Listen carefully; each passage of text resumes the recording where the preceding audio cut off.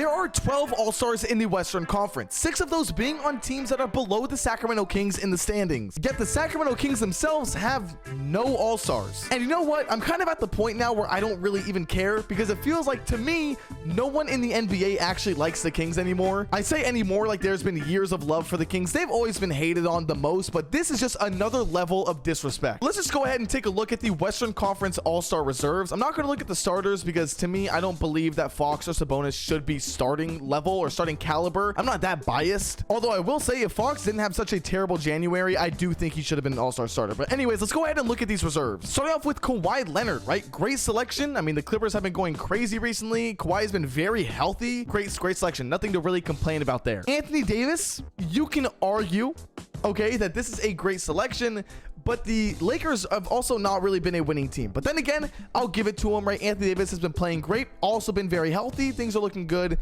You know, it's pretty bound that he will be on this list. Next up, you have Devin Booker, who, in my opinion, is actually one of the most underrated shooting guards there is in the league. I feel like no one really talks about him as much as they should. Maybe it's because they don't like him. Maybe it's because they don't like that old, you know, winner's work type of Phoenix Suns. I feel like he just kind of lost a lot of his league-wide fan base from that type of stuff, but he definitely deserves to be on this list, even though, you know, he's below the Sacramento Kings, which we're going to get into in a bit. Anthony Edwards, totally, right, has been the #1 guy on the #1 team in the Western Conference. Breakout year. Makes sense he's on here. Steph Curry does not deserve to be an All-Star. And you know what? Before I get into that, we need to just complete the list, because there is one other person on here that we need to talk about first. We have Paul George, who I think deserves to be on this list as well. Once again, the Clippers have been playing great, and I think if there's going to be 2 All-Stars on that team, it is going to be those 2, right? James Harden hasn't been better than Paul George. Then you have Karl Anthony Towns, who is solely on here because the Timberwolves are #1 in the Western Conference, which is my problem with what is happening here. You see, that Karl Anthony Towns spot could have gone to De'Aaron Fox or Domantas Sabonis, both who honestly deserve the spot more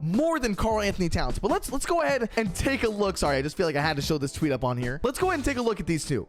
Okay, right here, Karl Anthony Towns and Domantas Sabonis. If you just look at the stats, I don't want to be a stat watching guy, but this is kind of the best way I can represent what I want to say here. If you look at them head to head, you can argue, if you argue really hard, that Cat deserves a spot more, right? You have to be the biggest Karl Anthony Towns Timberwolves dick rider to think that he deserves to be an All-Star over Sabonis, okay? Everything is in Sabonis' metrics besides points, which is fair. Okay, whatever.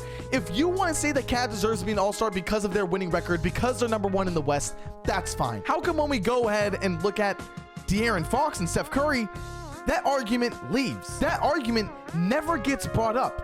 I understand that these two, if you look at the green little boxes, Curry is in the advantage, but if you actually use your eyes and look at them, okay, Curry's averaging 0.3 more points than Fox, and is also averaging 0.2 more rebounds than Fox. We can look at everything. Honestly, this free throw percentage is the one thing I wish Fox had in his favor. Anyways, this is one of those things where when I say I don't think Steph Curry should be on the All-Star game, that's because they're the 12th seed in the Western Conference. They have a 20-24 record. They have been terrible. So if we're going to use that same exact argument with the Karl Anthony Towns and Sabonis thing by saying, oh, well, Cat deserves it because they're a winning team and they're above the Kings, then where is this? Why isn't Fox on there? Is it because the NBA doesn't want to have an All-Star game without Curry?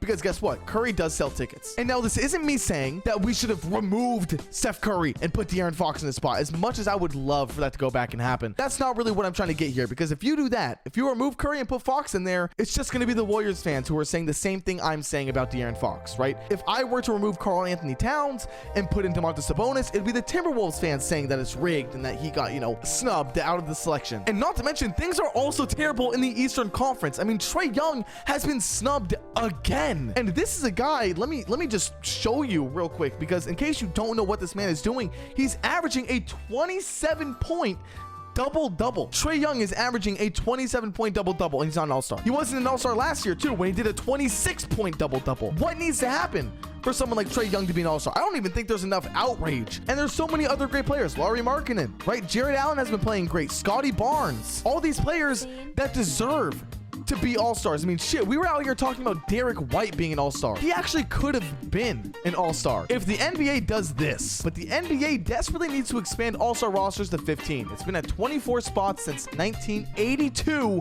when there were 23 teams. Far too many players with legit cases every year are left off. A few is understandable, but we're looking at double-digit space. Okay, anyways. And this is a situation where the NBA talent-wise has grown so much. I mean, we talk about the offensive game in the NBA and how offenses evolved. Players have evolved. Every team almost has a star that deserves to be an all-star. Not saying that every team, you know, could get an all-star, because even if we were to bump this up to 15 players, there would still be snubs. But I promise you, I guarantee, I'll put my pinky promise on the line here, we wouldn't be seeing 27-point double-double players get snubbed, or the league leader in rebounds get snubbed. It's things like that that really frustrates me.